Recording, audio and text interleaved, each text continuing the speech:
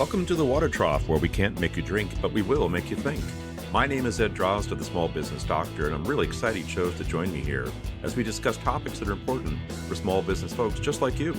If you're looking for ideas, inspiration, and possibility, you've come to the right place.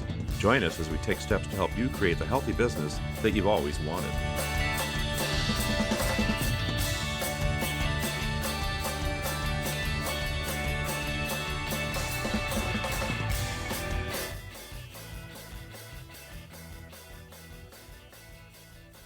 Hi, folks. Welcome back to the Water Trough. This is Ed Drozda. It's a pleasure to have you here, and I'm joined today by my friend Dave Lubelczyk. Dave is the Dream Catapult. He's a corporate escape artist dedicated to helping individuals break free from societal expectations and to live authentically. His philosophy centers around empowering people to create a roadmap to realize their dreams, guiding them to define and follow their own unique paths. Dave believes that success should be measured by experiences and fulfillment. Therefore, one's success is measured by how well we're able to leverage our resources of time, money, energy, and freedom to give us the experiences and fulfillment we seek in our lives. Under that definition, success is highly personal and unique to everyone. Our personal definition of success constantly changes as we move through the various chapters and seasons of our lives. During this discussion, listeners will learn what is needed to map out their unique journey and create a plan that will give them the life they want when they want it. Dave, welcome. Let's start this journey. Thanks, Ed, for having me on. It's a pleasure to have you. So, Dave, let's take a look at this concept of individual success being within our grasp. Are you suggesting that we're really caught up in everything around us and are not aware of the fact that we do have control over this thing? Yeah, I think it started with our parents. Go to college, get a good job, get a pension, the American dream, right? Stay in corporate America, to retire with a gold watch or a rocking chair, and everything will be taken care of, and we'll have exactly everything we want in life. That may have been the way it was, but things have really changed over time. And I don't even know if it really always was that way. I think that we've kind of lost our own personal view of what success is, where we're following society's scripted path. And I think especially in this go-go hustle culture that we've created for ourselves, we're really not living the lives that we want. And I talk to so many people that they just don't have the freedom and energy to do the things they want. So even if they have the financial resources from their corporate job or ones that leave an entrepreneurial venture, they don't have the time and the energy and the freedom to really get out there and do the things they want to do.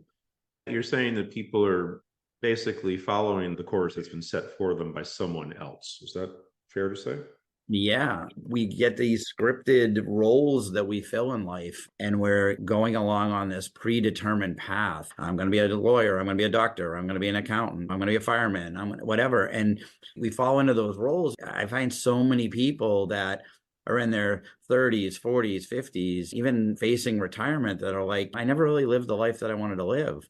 There's some research by a nurse in Australia, and she talked to people on their deathbed, and the number one regret was living somebody else's life, followed by, I worked too much.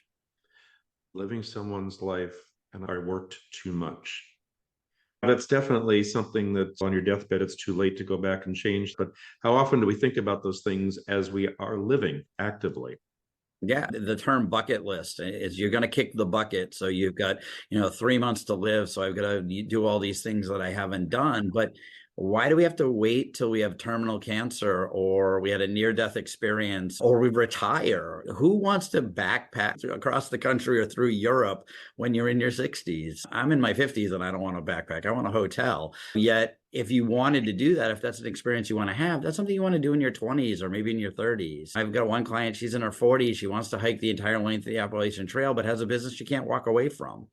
Why can't we do those things when we want to do it? It's because we've fallen into these roles, whether it be a corporate role where we are chained to our desk and we have the hustle culture and working our way up the corporate ladder, or whether it's the entrepreneurial role, make six figures. All the business gurus out there make six figures, or scale's the big thing. And they all sell this. It's all going to be passive income, and you're going to be sitting on the beach sipping pina coladas. But you and I have been in the consulting business for a very long time.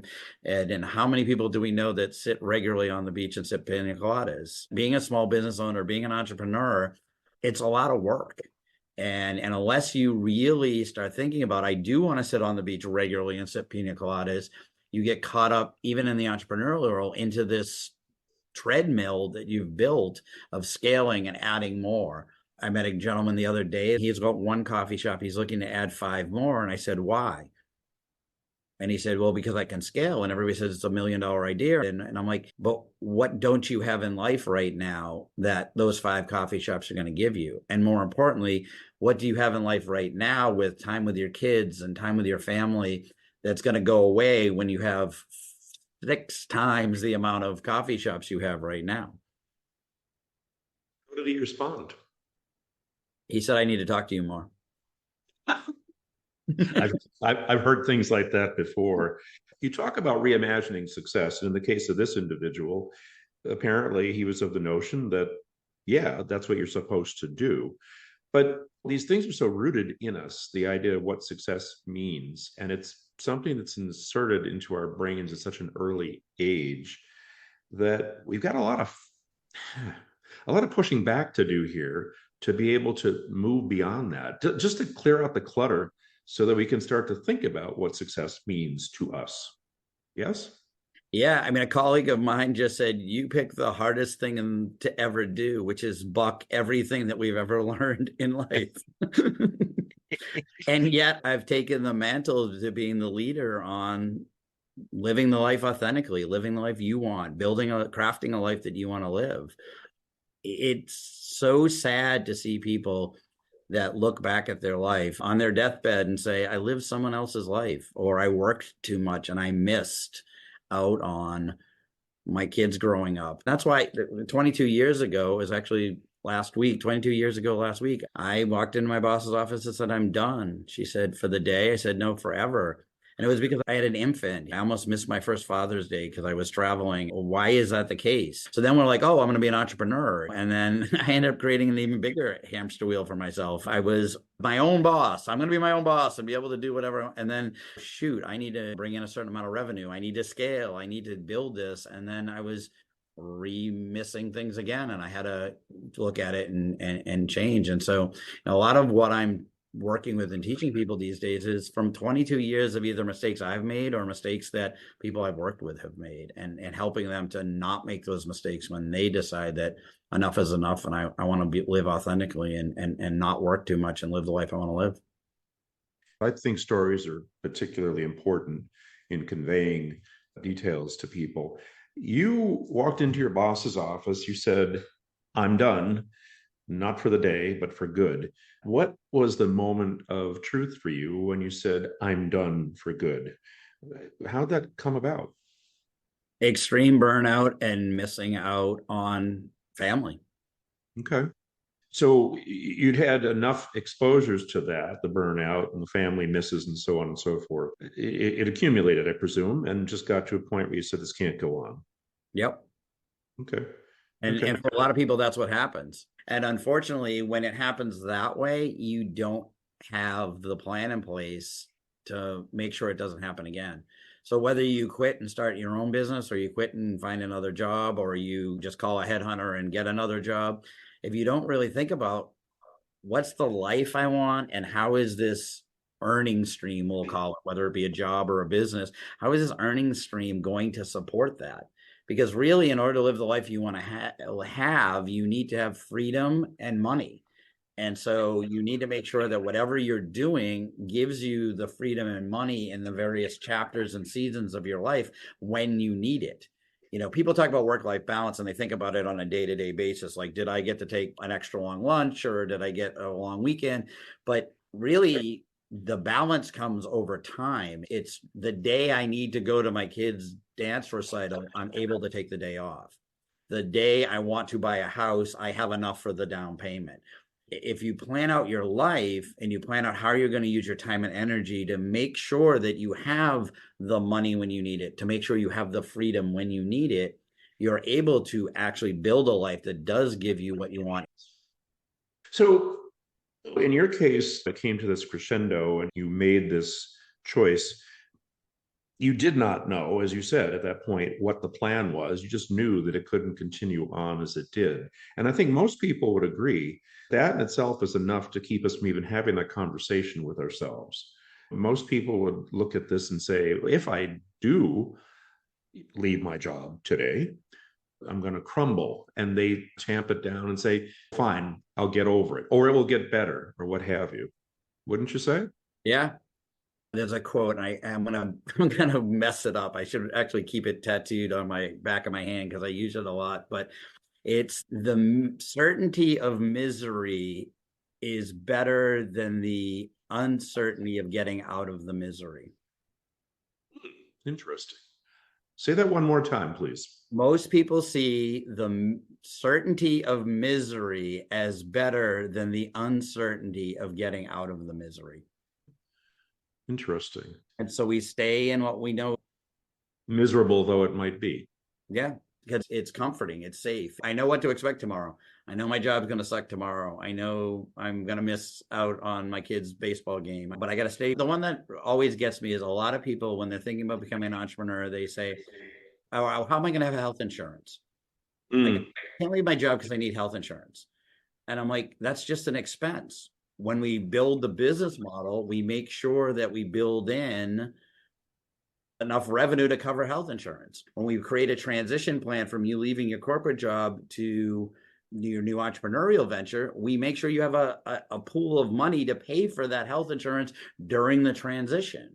Okay. It's a planning thing. It's not an obstacle. If you plan for it, you can make it happen. Now, might it keep you from leaving your corporate job for 3 months, 6 months while you build up? Maybe.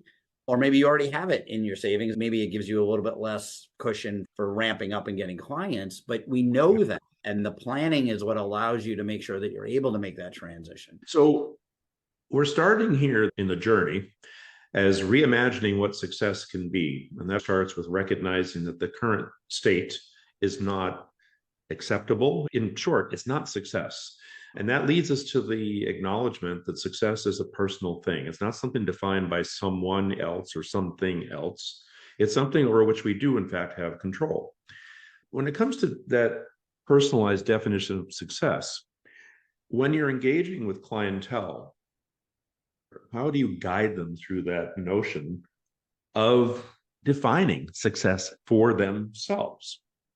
It's a 12-month transition from your corporate job to the business that you want to have. And it could go longer depending upon whether you need to save up for insurance or stuff, but it's usually about a 12-month process. And the first 3 months are planning. And the first month is, don't tell me anything about your business. Ed, I don't want to know anything about your business. I don't care about your business idea. It could be an ice cream shop. It could be a biotech company. I want to know what you want your life to look like.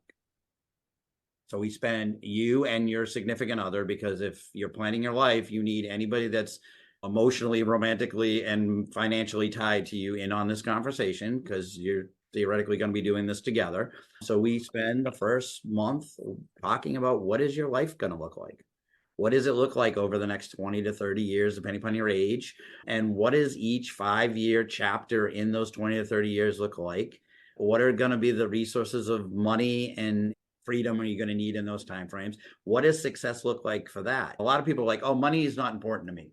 I'm one of those people. Money is a resource, not a metric for me. Working with people, having an impact, that's great. Overall, the course of my career is money is not a definition of success for me.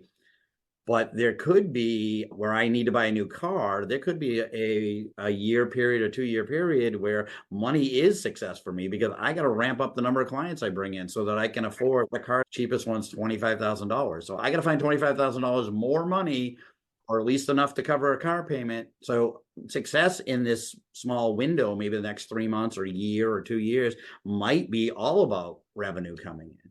And so we look at what is the definition of success in those different timeframes, so that we can have a clear idea of what does this business need to look like. So that's month one, is really understanding what success looks like, what your life looks like, what experiences you want to have, what resources of money and freedom are you going to need. And then we start talking about the business. So month two is, okay, what's your business idea? Well, I want to open a restaurant. I open an ice cream parlor. I've got this invention. I've got, okay, great. Let's talk about that.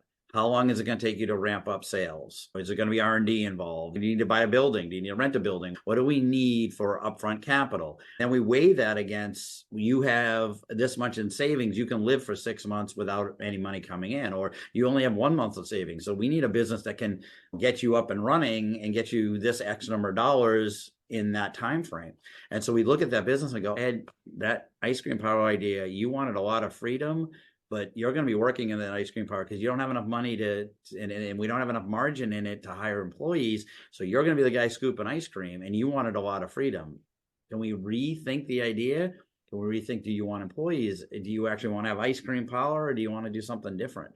And so we really start pressure testing the business idea to see if it's going to fit your life, but not only your life today, because a lot of people do like today, but is it going to fit your life over time?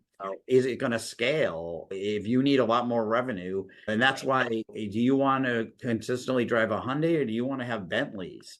Do you want to have a mansion, or do you want to live in a very modest apartment? Well, there is no definition of success. It's your definition of success. Right. I met a guy, I'll give you this scenario. Would you like to travel anywhere you wanted in the country, visit museums and go to restaurants and meet new people, and go everywhere from the beaches of Florida to the beaches of California, to spend some time on Cape Cod, to hike the mountains? Sounds like a good life for a lot of people. Yet the gentleman I met, most people would call homeless, because all he has is a backpack and he earns just enough money to live that life. He worked for a while, raised some money so he can get a plane ticket or a train ticket, or buy a motorcycle for a little while to drive. Most people would be like, I wouldn't want to live that life. He sleeps in a tent a lot of the time, but that's the life he wants to live. And by his definition of success, he's extremely successful because he's 28 years old. He's traveling the country and he's doing what he wants to do. He's like, I have everything I need in this backpack. And by societal standards, this guy's homeless. And yet, talking to him, he was the most successful person I've ever talked to, because he was living exactly the life he wanted to live. Now, will that change over time? He didn't become my client, so we didn't have a big talk on what he wanted to do down the line and whether he wanted to buy a house. Although we did exchange numbers, and he actually wants to start a nonprofit, and he was asking me some advice on who to talk to start a nonprofit. So he's got ambition. It's not that he's a hobo for the rest of his life. That's just his success right now in this chapter of his life. And he is truly also an individual. He has no obligations to a spouse, children, and things like that. So he truly is living his own personal, authentic life. Yep. At this point. And yes, as you say, things may change down the road. But what I'm hearing you say is that living his authentic life now will give him perhaps the psychological freedom later to accept the fact that when things change, it won't be this way. It seems to me that this authenticity, be it simplistic or complex, is something that clears out space for things to come along. Does that make sense to you? Yeah, that's exactly it. He's not going to sit on his deathbed and say, damn, I wish I had done that backpacking across the United States. And he's actually got a plan to go to Europe for a while. But he won't say, I regret not doing that, because he did it. Right. Now, if he truly wanted to have a family in his 20s and he did this instead, now he might have regrets. So he needs to make sure that this backpacking thing that he's doing is authentic to him and it stays authentic. But 2 years down the line, he might meet somebody, want to start a family, want to buy a house, and he gets to change and do that. But if those are important to him, that also needs to be on his list, because you can get caught up in, and we'll use him as a severe example. He could be backpacking until he's 65 and then look back and go, I always wanted to have a family and I always wanted to have a house and I never did that. Which would be the exact opposite of a lot of us that got caught up in the corporate machine and bought the house and did that and never got to backpack. So there's no right or wrong answers. No, there's not. It's just, what do you want? So knowing what you want in life is going to allow you to start crafting that earning stream, that job, that business, whatever it's going to be, to give you the life you want to have, so that when we do get to our deathbed, we don't say, I lived somebody else's life and I work too much. So I believe what your promoting is that we would be forward looking, not just thinking about the current moment, but looking at it in totality of what we've got, and that every little bit that we do on our own terms is going to prepare us to be able to go forward. It's going to serve us down the road if we're able to do what we authentically believe is right for us. Is that correct? If you know what you want, you can wake up every morning and go, what are the 5 things, 3 things, 2 things, 1 thing I need to do today that's going to get me one baby step closer to having that mansion, to being able to backpack across the country. And a lot of people think that when I talk about this, I'm promoting the bohemian lifestyle and money doesn't matter. No, money is a factor, but depending upon what lifestyle you want to have determines how much money you need. And so by knowing it, you can now set the plan of, oh, shoot, I'm not making enough money to have the vacation house in Maine that I want to be able to go and fish and kayak on the lake or whatever I want to do. What am I doing to start moving towards that? And that could be changing your career. That could be trying to get the promotion at work, or it could be quitting your job and starting your own business. Mm-hmm. Okay. So, Dave, you have coined a term, sovereignpreneurship. Let's talk about that. I know in general we've danced with the concept, but let's get right down to that. Sovereignpreneurship. My definition is it takes the word sovereignty or sovereign and entrepreneurship and puts it together. It's creating a self-motivated life of freedom. And in the realm of entrepreneurship, it's building a business that's supporting the life that you want to live. So everything that you're doing is helping you move towards that life and making sure that you never have the some days. You never have the what ifs and the some days or the deathbed regrets. It's solving that problem.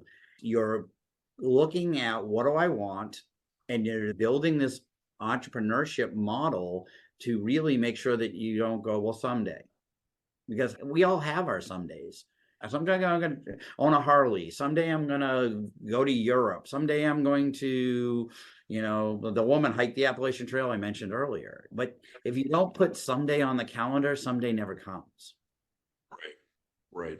So the sovereignpreneurship, as you say, it's self-motivated entrepreneurship, but entrepreneurship in a manner that supersedes the notion of business. It's the entrepreneurship of life. Yeah. Okay.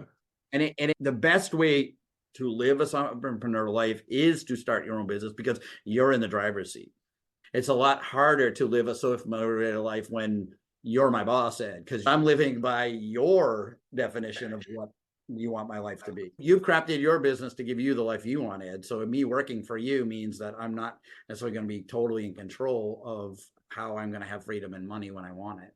So entrepreneurship is the best way to do it. But there's a lot of ways to do it in this day and age. It can be working part-time in a company. It could be having a side gig.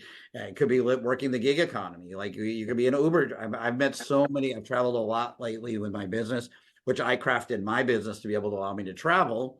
And because of that, I ride a lot of Lyfts and a lot of Ubers. And I've met a lot of people that have left jobs and are doing this because it gives them the freedom that they want. And some of them are now doing this while they're crafting their other entrepreneurial venture that they want, or some of them, this is just what they're doing. I like your philosophy. I agree with your philosophy. I think it's really important for people to develop a clarity about themselves, who they are, what they're trying to accomplish.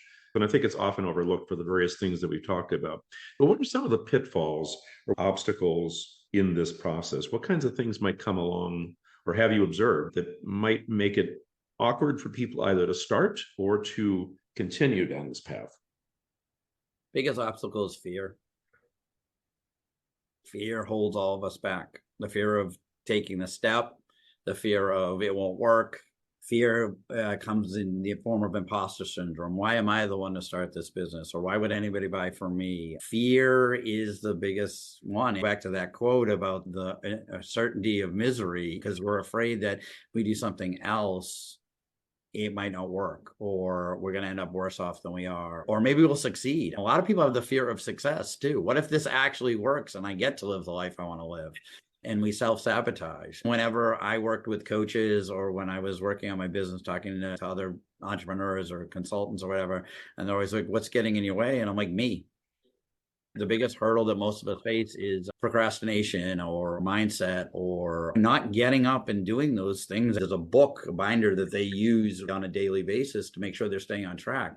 And if you don't open that up every day and track all the stuff you're doing and do the things you said you were going to do that day, then you're not going to get to where you need to go. You can't run a marathon the first day you decide to run a marathon. You've got to train. You've got to do little things every day. The book that everybody's reading these days is Atomic Habits. And they talk about, in order to start running a marathon, start by putting your sneakers on every morning. Without fail. Yeah. If you put your sneakers on every morning, then go outside and then walk around the block and then run around the block. And as you do those small things, all of a sudden they add up. I've got a lot of friends that have decided to run marathons. And by doing that, they were able to run a marathon. But you don't go right away and run a marathon. And so a lot of this planning helps you to figure out, what is that put on my sneakers for my dream life, for my goals, for starting a business?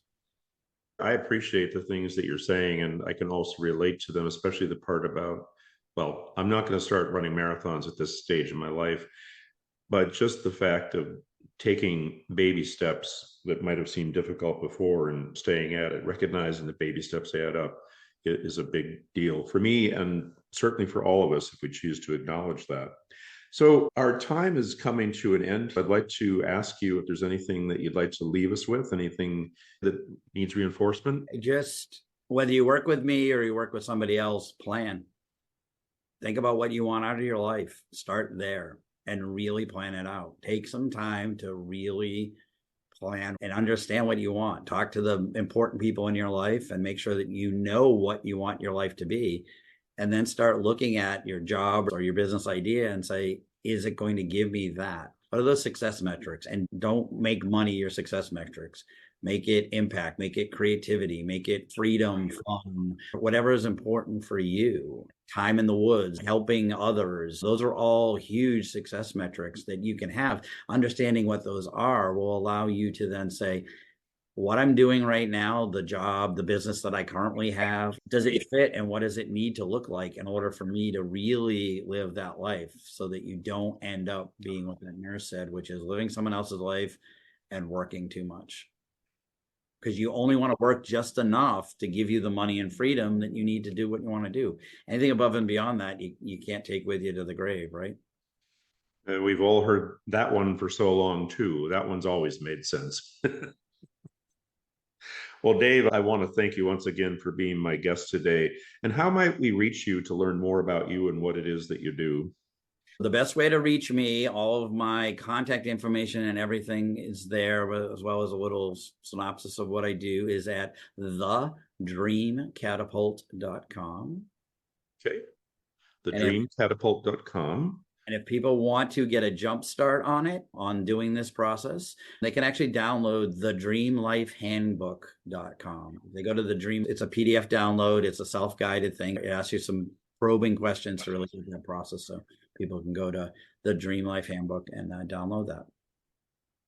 Well, that is fantastic. Dave, once again, thank you so much. My guest today, Dave Lubelczyk, the Dream Catapult. And I want to thank you for the time that you spent with us. I also want to encourage folks who are listening to remember that you have vastly more control than you might think that you do. There's always somebody else telling us what to do and how to do, but you're the one that's going to be doing them. So listen carefully to the guidance and advice that Dave has given us here. I think it's well worth everyone's while. Thank you again. This is Ed Draws, the Small Business Doctor. And until next time, I want to wish you a healthy business.